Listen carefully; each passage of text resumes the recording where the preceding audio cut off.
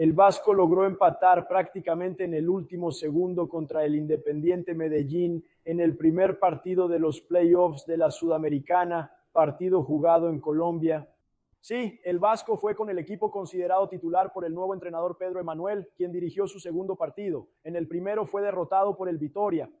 Un partido en el que el Vasco osciló bastante, empezó bien, teniendo las mejores oportunidades, pero recibió un gol al final del primer tiempo, una transición rápida a las espaldas de Puma, y Barros tampoco logró llegar al área para marcar, para concluir su marcación, y el Vasco se fue al descanso perdiendo el partido. Al volver del segundo tiempo, el Vasco logró empatar rápidamente, igualar el partido con un autogol, una buena jugada de Andrés Gómez con Cuiabano, que fueron las principales armas del Vasco en este partido. El sector por la izquierda funcionó mucho mejor que el lado derecho con Puma y Adson, que estuvieron muy por debajo.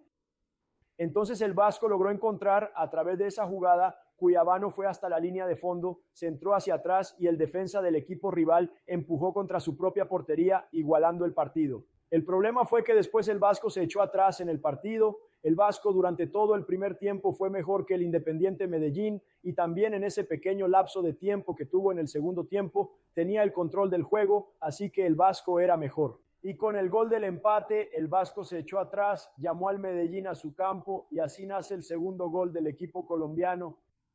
Hubo un rebote extraño en el área, el balón le quedó al jugador, que incluso Montana había hecho el primer gol del equipo colombiano. Él patea, el balón parecía que iba para afuera, Cuesta intenta cortar y la empuja hacia su propia portería, defendida por Leo Jardín, sin oportunidad para el portero. Y ahí parece que el partido se acaba para el Vasco bajó un poco la intensidad, disminuyó las oportunidades, cometió muchos errores, los dos equipos se equivocaron mucho en el partido, el equipo colombiano también comete errores muy fácilmente. Entonces el Vasco parecía que ya estaba aceptando el resultado, que traería la derrota por un gol a Río para intentar revertir el resultado la próxima semana. Pero entonces una buena jugada de Cuiabano por la izquierda, centra al medio y encuentra a Spinelli, que había entrado en lugar de Brenner. Una vez más, Spinelli aparece bien en la Sudamericana, marcando sus goles, y así el Vasco logra el empate. El desempeño del Vasco fue quizá incluso mejor que en el partido contra el Vitória, un equipo que logró crear un poco más en la parte ofensiva, ¿verdad? Pero todavía es muy débil el desempeño del Vasco, no es algo sólido. El Vasco oscila bastante, en este partido fue así, tuvo muchos altibajos, ¿verdad?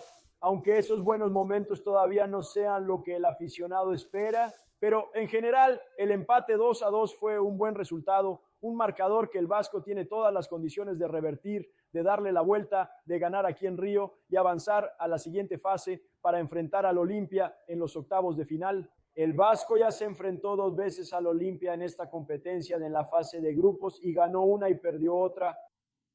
Entonces, para la próxima semana, el miércoles que viene a las 7 de la noche, el Vasco recibe al Independiente Medellín en São Januario, buscando la clasificación a los octavos de final. Y las noticias de la semana del Vasco las sigues aquí en Lance, conmigo. Y